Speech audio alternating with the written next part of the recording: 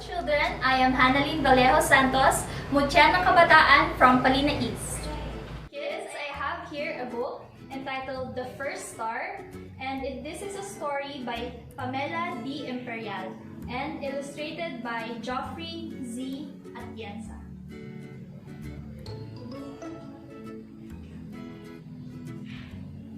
Once upon a time, Moon was lonely when the world was very young, and the night sky was lighted only by the moon. There was no shooting stars, no constellations. Every day, when sun sank beneath the sea, darkness would settle in, and moon would take its solitary place in the middle of the sky. Its glow hardly cut through the blackness. Some nights, moon was covered by clouds. Those nights were the darkest that even owls were wary of hunting. Moon was sad and very lonely. It had no one to talk to, since all the animals are afraid in the dark. They would go to sleep early to pass the night quickly away. Poor Moon had no friend. In the tallest and grandest tree of the forest lived the eagle family. Among all the birds of the earth, they were the most admired and respected. The eagles were swift and strong. Even the sly, menacing snake shuddered when powerful eagle wings could be heard beating nearby. This eagle family had 3 baby eagles. The youngest was very small, that everyone teased him, calling him Runt until they forgot his real name. Runt had feeble wings and a weak heart. His brother and sister made fun of him because he was so slow and couldn't learn to fly. Often, during their flying lessons, he would immediately faint because his poor heart could not take the strain. Ron felt so sad and miserable, but what was hardest was seeing the look on his father's face at the end of each failed lesson. His mother tried cheering him up with lots of yummy worms and treats, but he couldn't bring himself to eat. Every day, Ron thought, I am the weak link in the proud eagle lineage.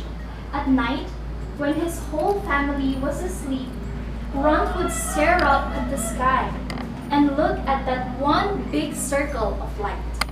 It seemed so lonely. He would think, just like me.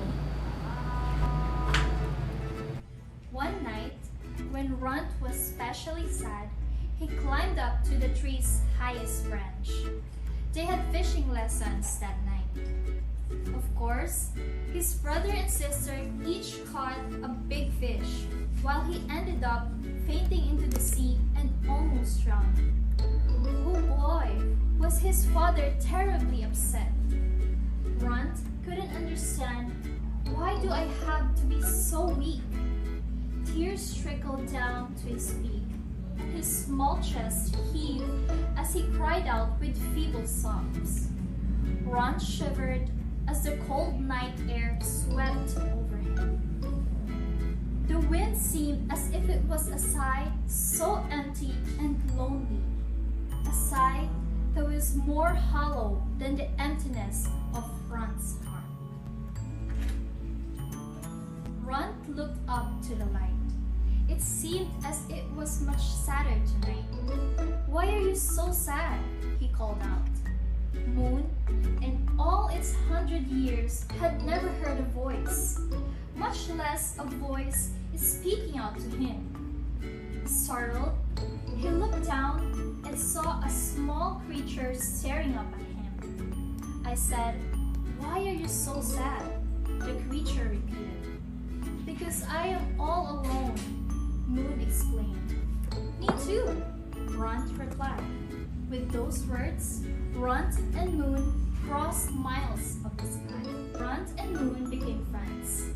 Every night, Runt would climb to the highest branch of the tree and talk to Moon for hours, sometimes until sunrise.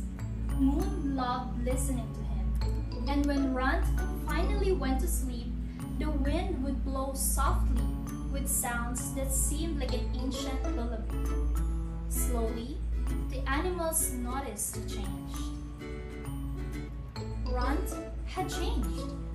Yes, his weak heart still bothered him, but he was more confident. His fainting spells became fewer. Despite the struggle, Runt was slowly learning how to soar, to glide, and to catch fish.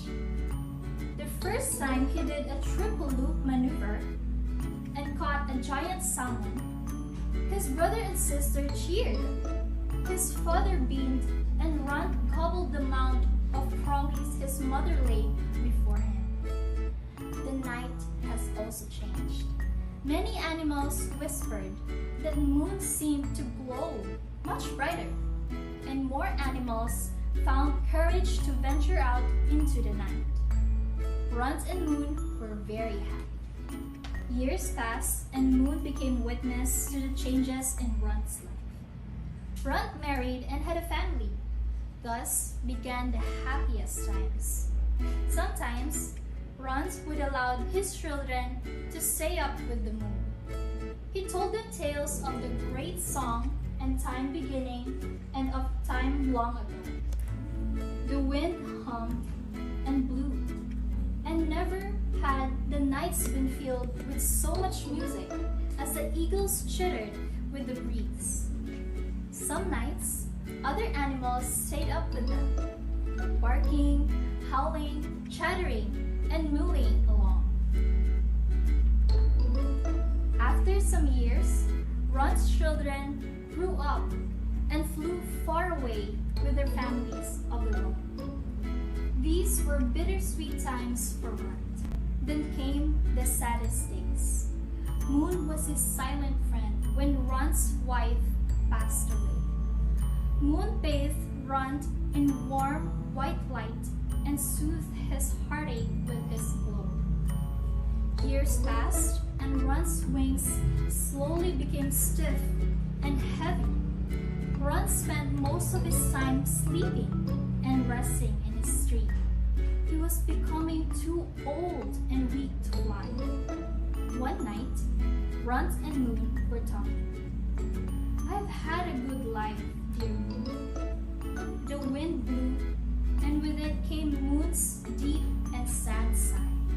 "I can no longer imagine a night without you in your tree." The wind blew again, first cold, then soft, and then a warm breeze wrapped itself around the old peak. Moon shone its shaft of light upon Runt. "Do not be afraid, dear one. The great song is so beautiful. Oh, how I miss hearing it." There was silence until Runt whispered, "You have been a good friend, Moon. And you, dear friend, are my light after years of darkness." The next day, at the break of dawn, Runt woke up with a sudden wave of understanding in his heart. "It happens today," he thought, and his heart was filled with the moments of his life. He remembered the good times and thought fondly of even the sad times. Runt looked up at the sun, rising, and felt its intense heat wash over him. Without knowing why and how, strength filled his weak old wings, and Runt soared high into the air. Runt felt afraid and cold, but he still beat his wings. Powerfully, he beat them. He flew towards the sun, closer and closer. Suddenly, Runt no longer felt the fear of the cold. There was fire growing within him. His eyesight began to fade as sun's bright light blinded him. The fire inside him blazed. Runt finally understood. Now, Moon will never be alone. That night, there was no sign of Runt. The great eagle tree was empty. But no one noticed Runt's death of the tree's emptiness. No one felt the wind dance or hear the great song it happily whispered. That night, all eyes returned towards the sky. Moon was not the only one giving light. The animals whispered that it was as if a tiny sun had been placed beside the moon, glittering like a beacon. No one knew where it had come or how it got there. The night's first star. So children, what do you think is the moral of the story? The moral of the story is that it's important for us to understand our own uniqueness and to find courage or bravery in appreciating your unique self. That is all, and I hope you enjoyed the story, children, and see you again